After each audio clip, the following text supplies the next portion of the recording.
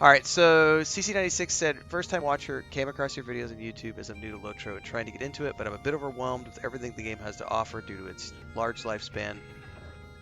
huge lifespan, and large amount of content.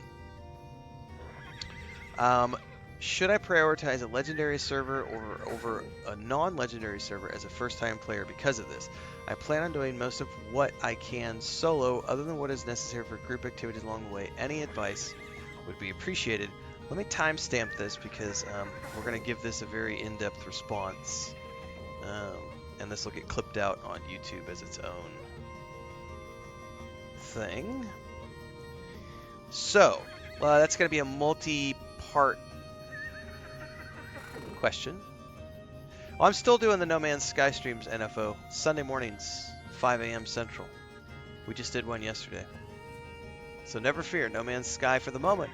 We still had like 85 people tune in on Sunday. So as long as if I'm getting 70, 80 people watching those No Man's Sky streams, I will definitely continue to do them on Sunday mornings. But I'm doing those really early, 5 a.m. Central. All right, so C96. Here, let me maybe go about this from the back of your question first. You plan on mostly doing solo content other than what is necessary for group activities along the way. That's perfect. Nothing in this game requires you to have a group in terms of story. The main story of the game, which is laid out as these things, get rid of the zone quests. They're called prologue or chapter quests. They're the epic book quests of the game. It's the main story. 100% of that storyline can be completed solo. It used to require a group, and you can still do some of those quests with a group if you choose to do so, but if you don't want to do so, or if you don't have a group, they give you a buff to make you super powerful to go through those quest lines, or they will give you a little stone that you can click on, which gives you the buff, which makes you super powerful so that you can go through these old zones that were from like the launch of the game. So 100% of that can be done solo. All of the zone quests, the world quests, which what they call landscape quests, which is outside of dungeons, all of this is 100% soloable all the way through the game. You don't need a group for anything. The only thing you need a group for is if you decide you want to raid, or if you decide you want to do instances and dungeons. Those are the only activities, skirmishes, dungeons, instances. Those are the only activities that require a group. Skirmishes you could do on your own. You get a companion that you level up. But there are group versions of those where 2 or 3 of you can go in, or even 6 of you can go in and do skirmishes. But there's also the dungeons and instances. So good that you want to do solo, because there is nothing that's group required. So the second part of that would be, should you prioritize a legendary server over a non-legendary server as a first-time player? And I'm going to say that is entirely a budgetary issue. If you have $15 to spend per month, or if you want to buy, what I usually do is I usually buy a block of 3 months, which reduces that cost down. I spend maybe 30 bucks. However, if you've just bought like the game, and that may be a little too high of a hill to climb. So if money's no option, I would highly recommend subscribing and playing on the legendary server, one of the legendary servers. A couple of reasons for that. One is obviously the performance on the 64-bit servers it's noticeably different than it is on the free servers. The free servers are great.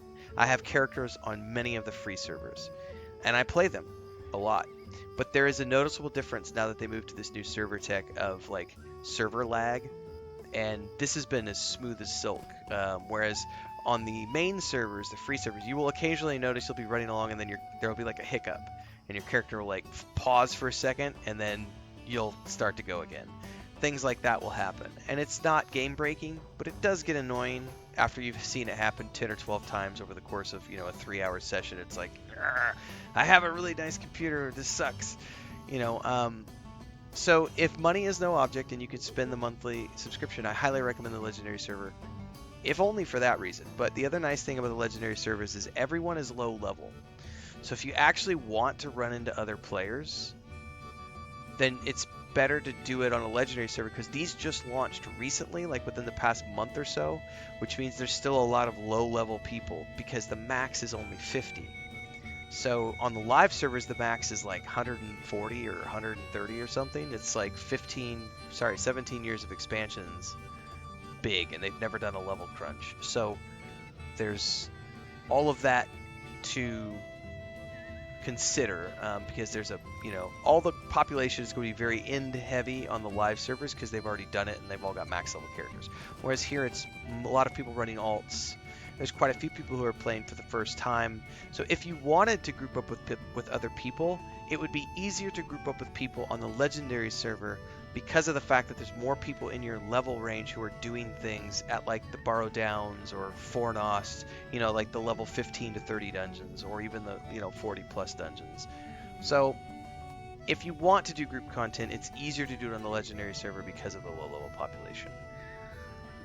I would also say that it would help with the problem of your first section of that comment, which was you're feeling overwhelmed with everything the game has to offer due to its lifespan and large amount of content.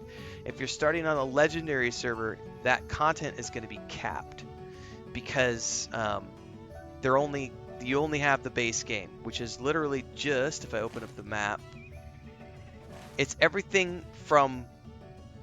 essentially everything from the Misty Mountains over there. It's this map. This is what you get in the base game for the most part. There is some stuff in here that's but this is what you'll be playing in the base game, is all of this, because you don't get to Moria until the first expansion. The first expansion is months away. I don't really know what the schedule is. If anybody has that information on YouTube or Twitch, if you could drop that in the chat, and we can read it off.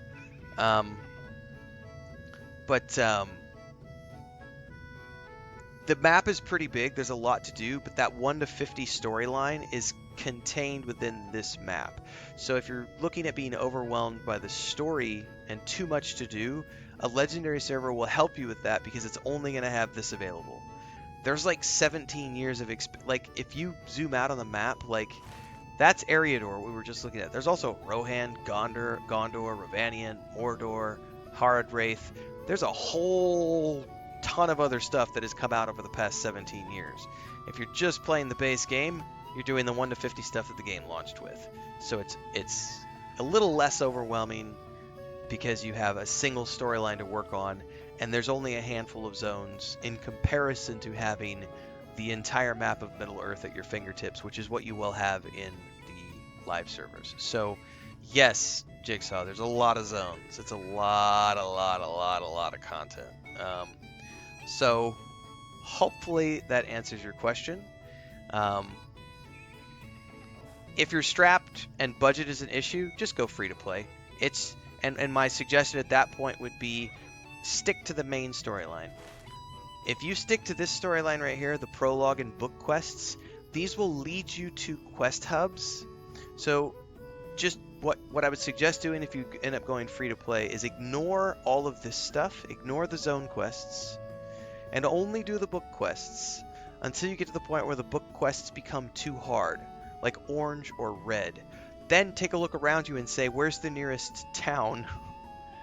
And you can find quests to level up with in that town, or look at a zone and say, maybe I want to do the whole zone. There are some zones I would highly recommend doing that with. As an example, the North Downs is an incredible questing zone for I want to say it starts in the early 20s and goes to the late 30s. I don't remember exactly the level range, but I love the North Downs. It gives you a lot of territory to play with. There's also the Trollshaws, which is what you'll go to before Rivendell. It's so good. It's like one of my favorite zones in the game. And everything in Rohan is really, really, really cool. So that would be my suggestion if you're budgetarily constrained. To avoid feeling overwhelmed on a free-to-play server, just stick to that base quest. And it will lead you to zones, and then you can just do zone quests when you're in the zones where those book quests are taking place. And that will keep you focused. Because that'll just guide you through the main quest, and you don't have to worry about any other players. You can play that 100% solo. and there's a lot, and you'll be interacting with all the main characters from the books. So you'll meet Aragorn and Gandalf and Merry and Pippin. You'll meet the entire Fellowship. You'll go to Rivendell. You'll meet Elrond. You'll meet Elrond's sons. You're gonna meet the Dunedain. You're gonna travel with the Dunedain. You're gonna quest with the Dunedain. You're gonna wind up and go into Mirkwood. You're gonna meet Galadriel. You're gonna go to Moria and work with the dwarves. You're gonna end up Isengard drives me nuts with how much running around you have to do within the tower, but it's really cool because you meet Wormtongue and you have to do stuff with him and Saruman, and then getting into Rohan and seeing Theoden meeting the Ents for the first time, and it's the dialogue from the books, and you get goosebumps down your arms, and it's like, oh my god, this is so cool. Like, just you'll get all of that just following the main storyline. So, just that's the easiest way to stay focused, is just follow the main storyline. And rant off because I know there was a bunch of other, not rant, but there's a bunch of other comments I'll try to get to here, but hopefully that answers your question, because there's lots to do in LOTRO. And this is my plug. Like, subscribe, hit the bell icon so you never miss an update. Daily streams on YouTube and Twitch.